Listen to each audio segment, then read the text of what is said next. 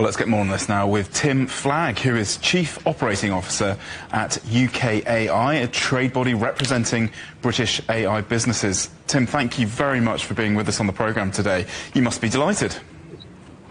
It's a really momentous day for the AI sector in the UK, yes. I think seeing the bold and the ambitious plans which are outlined by the Prime Minister and Matt Clifford today, it is exciting. Great, and I just want to ask you about a point that Jen was just saying about regulation and Britain going its own way on regulation. What do you think that means, and what is the industry hoping for on that front with regulation? Yeah, so it's a really interesting time right now because the EU has obviously published the EU AI Act, and that has been quite a rigid framework of regulation. The US, on the opposite end, had some regulation, and that has now been, or will be rescinded, we think, by Trump coming in.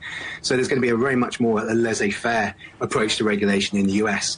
And the UK is in the process of defining what will be in the AI bill. So it's a unique opportunity to find a middle ground. That's a sort of sweet spot that Peter Kyle, the Secretary of State, was referring to a couple of days ago. And it is a real opportunity for us to get this right.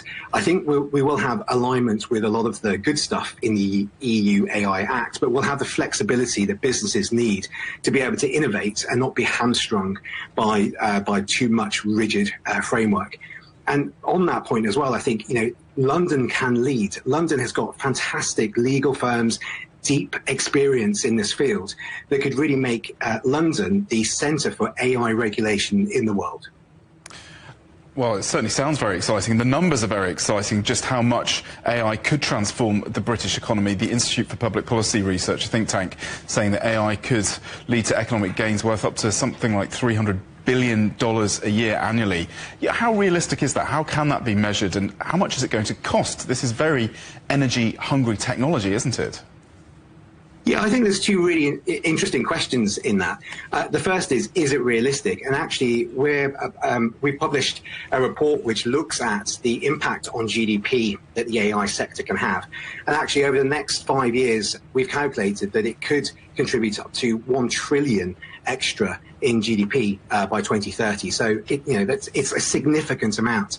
But to your question about how are we going to do that and how that's going to come, well, I think today has been a really important step to really for the government to give their commitment and to set out this plan and a very clear direction of travel. There's no mistake about the direction they want to go in, and it gives business and investors, more importantly, the confidence to invest in the UK. And then on that sort of second question you had then about, the energy, how are we actually going to be able to afford to create the energy? Energy is could be one of the limiting factors here. So I think that's a really interesting angle, and we're putting out a report later this week that actually looks at the cost of energy. It's skyrocketed in the UK versus other countries. And, whilst that's good from an environmental perspective because it's paying for all the renewables which are being brought online, it's actually could be very restrictive for the growth of the AI sector as that grows. So we need AI to find solutions, so algorithmically being able to make the data centers much more energy efficient.